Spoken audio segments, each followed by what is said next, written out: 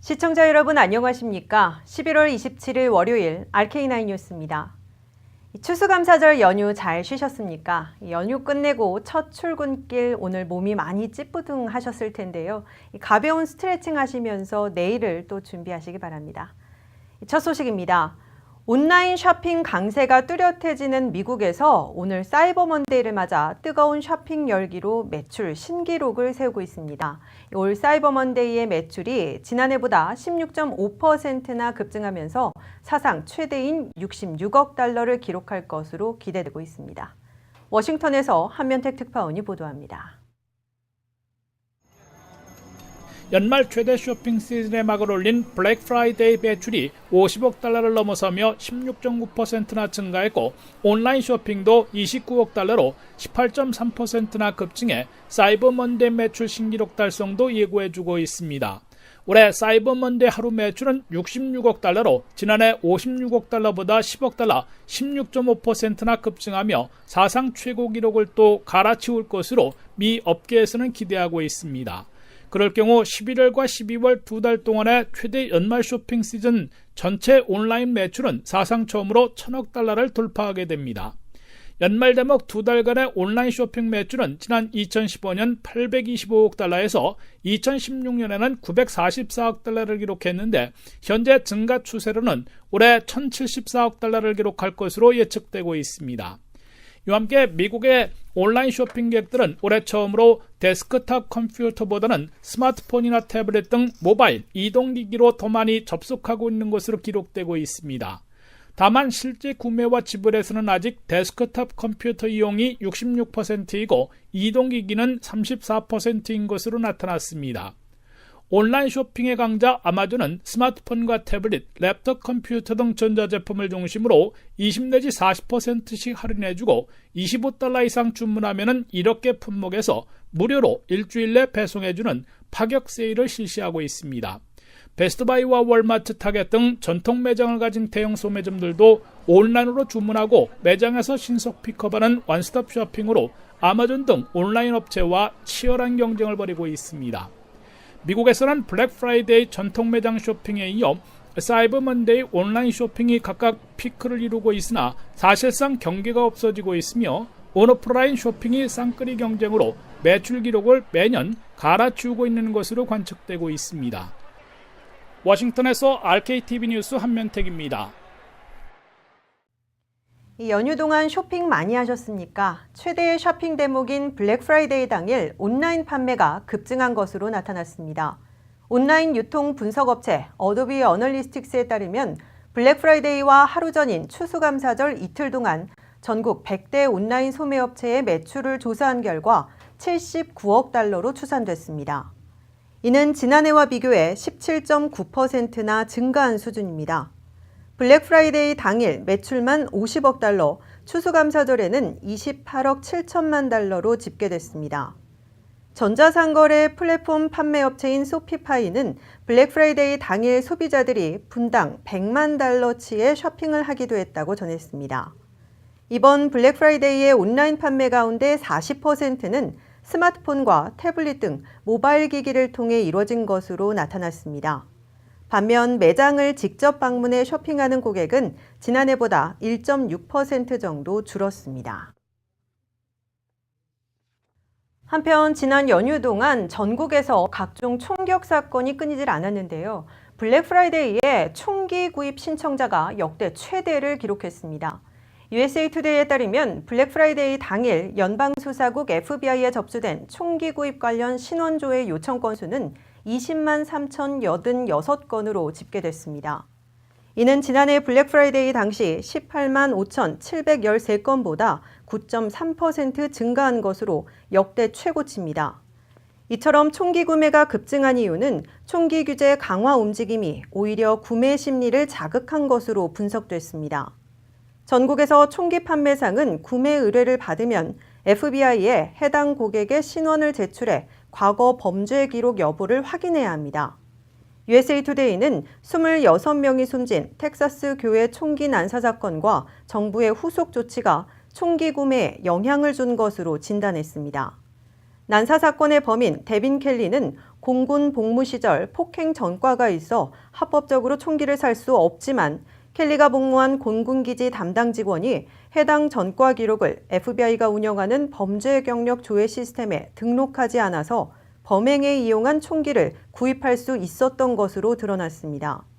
이에 제프 세션스 연방 법무장관이 범죄 경력 조회 시스템 점검과 강화를 지시하는 등 사법당국은 시스템 보완에 착수했습니다. 다음 소식입니다. 초대형 감세안과 연방 예산안 그리고 다카 해결책 등 3대 입법 과제들이 이번 주 판가름 날 것으로 보여 주목됩니다. 현재로서는 다음 달 8일 끝나는 임시 예산안을 2, 3주 더 연장해 시간을 번 다음 초대형 감세안부터 처리하고 다카 드리머 보호 법안을 놓고 빅딜을 시도할 것으로 예상됩니다. 보도에 김윤재 기자입니다. 도널드 트럼프 대통령과 연방의회 지도부가 올 연말 첫 번째 메이저 입법 과제를 놓고 이번 주부터 담판을 벌입니다. 취임 첫 해를 빈손으로 보낼 위기에 빠진 도널드 트럼프 대통령과 내년 중간 선거를 위해 무언가 성과를 내야 하는 공화당 지도부는 손쉽게 내주지 않으려는 민주당 지도부와 초대형 감세, 연방 예산안, 그리고 다카 해결책 등 3대 과제를 놓고 담판에 돌입하고 있습니다. 트럼프 대통령은 연방 의사당을 방문해 공화당 의원들과 오찬 회동을 갖고 3대 입법 과제에 대한 공화당 내 공감대를 탐색한 후에 단철 대책을 논의합니다. 그리고 공화당의 폴 라이언 하원 의장, 미치 맥코넬 상원 대표, 민주당 낸시 펠로시 하원 대표, 그리고 척 슈머 상원 대표 등 이른바 빅4와 회동을 갖고 빅딜을 모색하게 됩니다. 현재까지 10여 명이 참여한 백악관과 의회 간 사전 실무 협상 결과 우선 12월 8일 끝나는 임시 연방 예산을 2, 3주간 추가 연장해 연방 기간 폐쇄를 피하고 시간을 벌 것으로 예상됩니다. 그리고는 10년간 1조 5천억 달러나 세금을 깎아주겠다는 초대형 감세안부터 처리하는 데 집중할 것으로 전해졌습니다. 트럼프 대통령은 초대형 감세안을 포함한 세제 개혁안을 이미 연방 하원에서 통과시켰는데 이번 주 내용이 다른 공화당 상원안이 가결되면 상하원 간 힘겨운 조정 작업을 벌여야 하며 상원안 부결 시에는 하원안을 중심으로 수정 절차를 거쳐 성탄절 직전까지 최종 성사시킨다는 목표를 세워놓고 있습니다. 상하원에서 모두 단순 과반수 찬성이면 가결될 수 있기 때문에 초대형 감세안이 최종 성사될 가능성이 있으며 그럴 경우 트럼프 대통령의 첫 번째 입법 성과로 기록됩니다. 감세안이 최종 성사되려면 연간 연방 예산안에 대한 타협이 먼저 돼야 하는데 최대 쟁점은 7천억 달러까지 대폭 증액하려는 국방비와 마찬가지로 비국방 예산도 크게 늘려야 한다는 민주당 측과 적자를 우려해 삭감해야 한다는 공화당 내 강경파들의 입장이 엇갈려 이를 조율해야 합니다. 여기에 내년 3월 5일이면 단계별로 폐지되는 다카 추방료의 정책에 따라 추방 위기에 내몰릴 수 있는 80만 드리머 보호 법안을 예산안과 병행 처리할 것인지 합법이민 축소와 연계할 것인지를 놓고 이번 주에 트럼프 공화당이 결단을 내려야 합니다. RKTV 뉴스 김윤재입니다. 미국은 더 이상 이민자의 나라가 아니라 시민권자의 나라가 돼가고 있습니다. 미국이 이민자들에게 무조건적으로 국경을 개방해야 한다는 건 아니죠. 뭐든지 극단적인 건 좋을 게 없기 때문입니다. 다만 이민 문제 당사자들의 의견을 수렴해달라는 겁니다.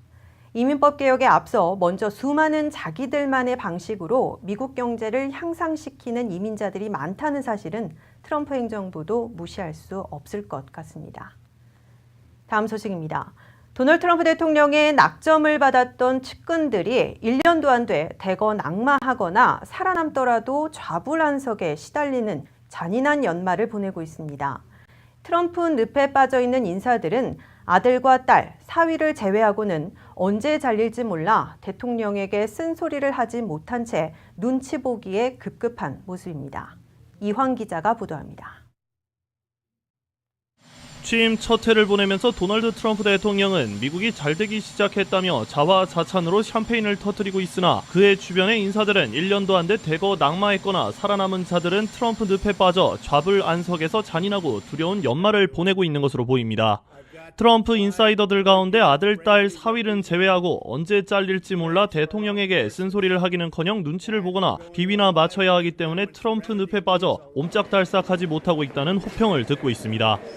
출범 10개월 동안 트럼프 백악관에선 단 24일 만에 마이크 플린 국가안보 보좌관이 경질됐고 숀 스파이서 대변인, 라인스 프리버스 비서실장, 그리고 공보국장들은 2명이나 줄줄이 떠났습니다. 당뇨 중에서도 오바마 케어 폐지에 앞장섰던 톰 프라이스 보건장관이 물러났습니다. 남아있는 장관급 고위 인사들 중에서도 좌불 안석이거나 하루빨리 트럼프 늪에서 탈출하기를 원하는 사람들이 여럿 있는 것으로 보입니다. 아프간 대책회의 석상에서 실전 배치 핵무기를 10배나 늘리자는 트럼프를 향해 바보 멍청이라고 욕했다는 렉스 틸러슨 국무장관은 경질설에 시달리거나 본인이 곧 그만둘 것이라는 보도가 멈추지 않고 있습니다. 국토안보부 장관에서 백악관 비서실장으로 옮긴 존 켈리 실장도 전사 미군 미망인에게 트럼프 대통령이 모욕적인 표현을 했다는 논란을 일으켰을 때 대통령을 옹호하기 위해 스스로 거짓말을 해서 자신의 명예를 포기한 것으로 간주했습니다. 한때 둘도 없는 측근으로 꼽혔던 제프 세션스 법무장관은 너무 일찍 러시아 스캔들 수사 지휘에서 손대는 바람에 로버트 뮬러 특검 검사 임명을 초래하자 경질설에 시달리거나 이제는 더욱 강력한 트럼프 방패막이를 자처하고 있습니다. 최근에는 허버트 맥메스터 국가안보 보좌관이 사적인 모임에서 트럼프를 향해 유치원생 지능을 가진 바보라고 불렀다는 내용이 보도돼 자리 보전이 다시 흔들리고 있습니다. 그러한 트럼프 늪은 측근 인사들의 눈치 보기와 복지 부동, 나아가 탈출과 배반으로 이어지는 정치적 대가를 안겨주기 시작했습니다. 초대 국가안보 보좌관이었던 마이크 플린이 이제같이 기소 위기에 빠진 아들을 구하기 위한 듯 트럼프의 등을 지고 뮬러 특검 검사 수사에 협조해 대통령과 그 가족들을 수렁에 빠뜨릴 채비를 하고 있습니다. RKTV 뉴스 이황입니다. RK9 뉴스 잠시 후에 계속됩니다.